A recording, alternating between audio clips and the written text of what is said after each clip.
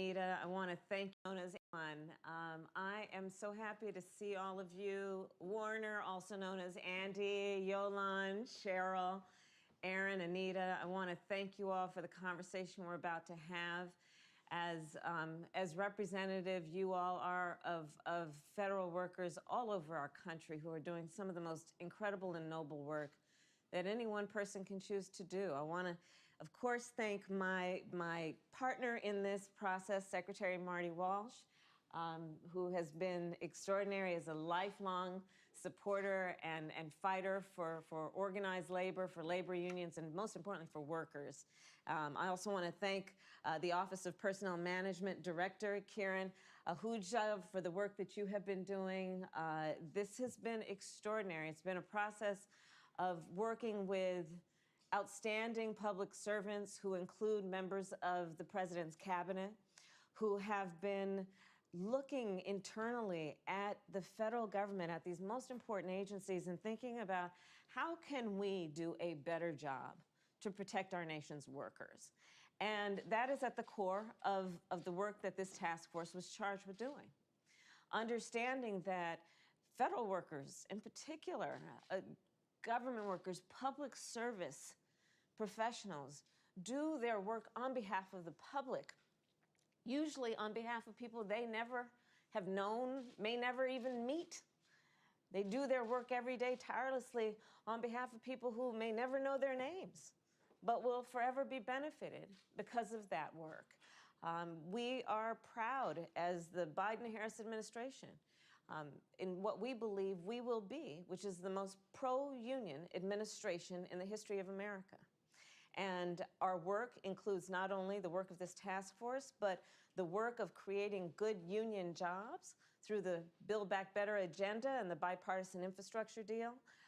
We intend to do everything we can to help pass the Richard L. Trumka Protecting the Right to Organize Act, also known as the PRO Act.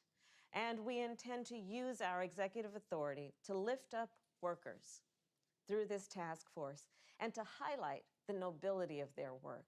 And let's just think about who our federal workers are. Our federal workers are nurses who care for our veterans. Our federal workers are firefighters who keep our national forests safe. I've talked to so many of them, also in terms of the work they've been doing, in particular in the western states, fighting these incredible wildfires that are damaging whole communities, if not wiping out whole communities. Who are our federal workers? They're scientists who've been working to ensure that products are safe and to discover breakthroughs. We've seen the incredible work of them in terms of what we've seen during the pandemic, which really highlights the importance and the nobility of people who have dedicated themselves to public service, to doing the work that is about ensuring the public good. So we want to thank everyone for this. Our administration has been working to help folks, in particular in the federal government, organize and collectively bargain. And there are two main reasons. We believe that a stronger workforce is the work that will happen to create actually higher productivity and lower turnover. We also believe that this is about respecting the dignity of all work and respecting the dignity of workers. Second, we're doing this because we believe and know that workers are entitled to be paid wages commensurate with their value. The dignity of work must be recognized. The value of that work must be recognized in every way. That is not just about thanking somebody for doing their job, but actually paying them commensurate with the value of their job. So this is our approach to the task force, and basically for the president and me and so many of us, Marty, all of us who have dedicated ourselves to public service. This is the work of recognizing the importance of the work, the impact it can have on our entire nation, and the importance then of protecting the workers who do it. So today we are announcing two new administration policies that will help improve basically what we must do to protect workers, but specifically to remove barriers to organizing in the federal workplace. And so one, we, as it relates to new hires, have decided and are committed to making sure that they will be told at the time of being hired if they are eligible to join a union. They will be given contact information, and they will be informed of their rights. We'd like to believe that this happens every time, but we know it doesn't.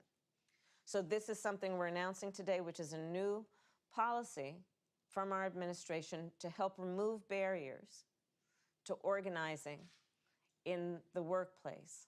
Because if folks don't know their rights, if they're not informed of their rights, how can they fight to protect their rights? How can we enforce those rights?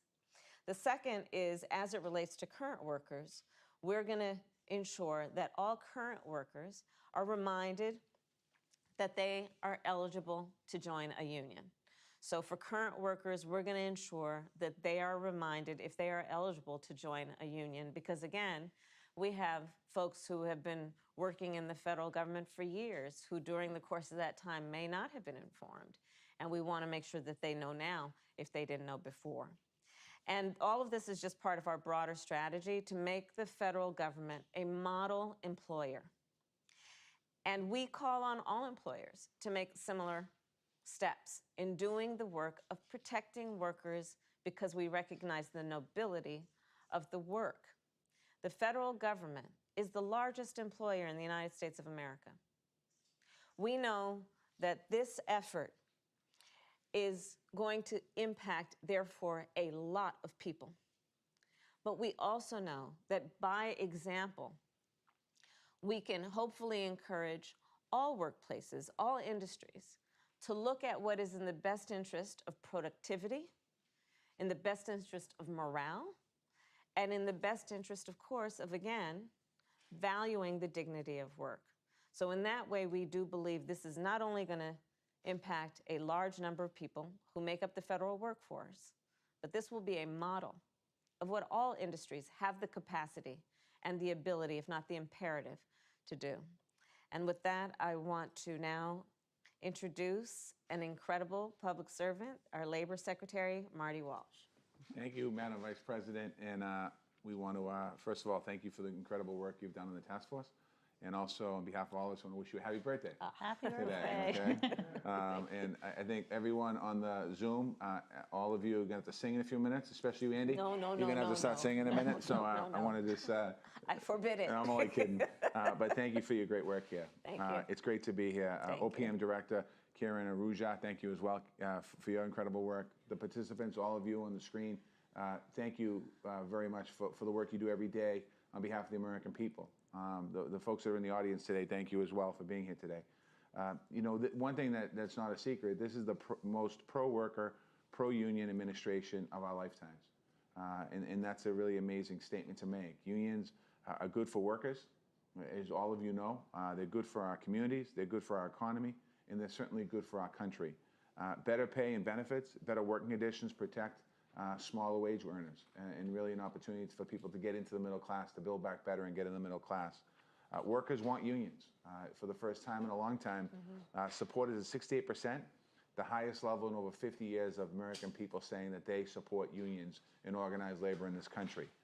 Young workers and workers of color are the most supportive. President Biden created this task force that we all served on to meet the need. We're focused on how we can work to get every agency that can take action, both in the public and private sector workers. So it really is a roadmap on how we move forward. We're submitting a comprehensive report to the President this weekend that I know he's anxious to receive. It's going to make a real difference for workers. You heard a little bit from the Vice President today what it means and just a small taste of what that report's going to say. We're here today to talk about the federal government employee unions and the importance of the work that you do, not just as union members, but honestly working on behalf of the American people. As a former mayor, I know that strong unions means effective government, and I look forward to hearing your experiences today, and so we can support you even further. So with that, I get the opportunity to turn over to you, Madam Director. Thank you. Thank you.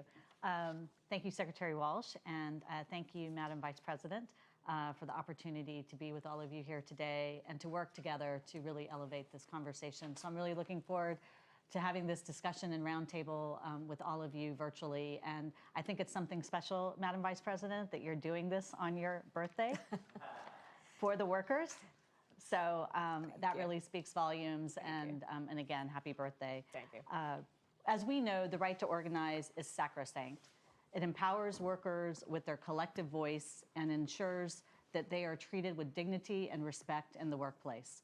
It gives them a seat at the table to demand fair pay and benefits for their work and safe working conditions. So many low-wage occupations that lack protections for workers are held by people of color and historically disadvantaged communities. So it's important that we recognize just how important it is, the right to organize. It's a labor issue, it's an equity issue, it's a social justice issue. And frankly, it's also a gender and racial justice issue. As Madam Vice President has shared, it is a pathway to fair wages. It is a pathway to the middle class. And it's an important work that we should be doing within the federal government to really position ourselves as a model employer. Being the largest employer in the nation, I think people sometimes forget that. The federal government has a responsibility to lead by example when it comes to labor rights and to make sure that all federal jobs are good jobs. So to that end, OPM is proud to work on behalf of the Biden-Harris administration to help launch this government-wide effort today that will remove barriers and obstacles in federal workplaces which impede unions' ability to strengthen union density and inform civil servants about their collective bargaining rights. The first initiative, and you've heard the Vice President talk about this, will connect unions with employees very early on. I'd be curious when we talk to you all whether you heard about your union when you joined or how long it took to actually find out that you were a part of a union. We want to ensure that job applicants and new employees receive this information about their unions and their rights on day one.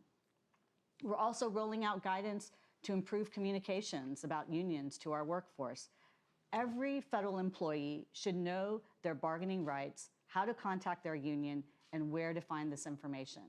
I know this sounds like all very basic and straightforward, but these are things we want to make sure are happening across the federal government, more than 2 million employees, and being the largest employer, we should absolutely be the model employer.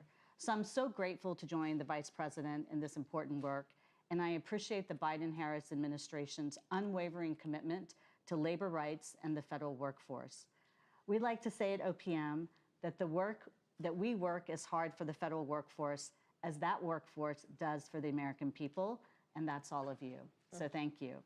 And when it comes to protecting and bolstering federal labor rights, President Biden, Vice President Harris, and Secretary Walsh are truly setting a very, very high bar that we are thrilled at OPM to contribute to. So thank you very much for being here.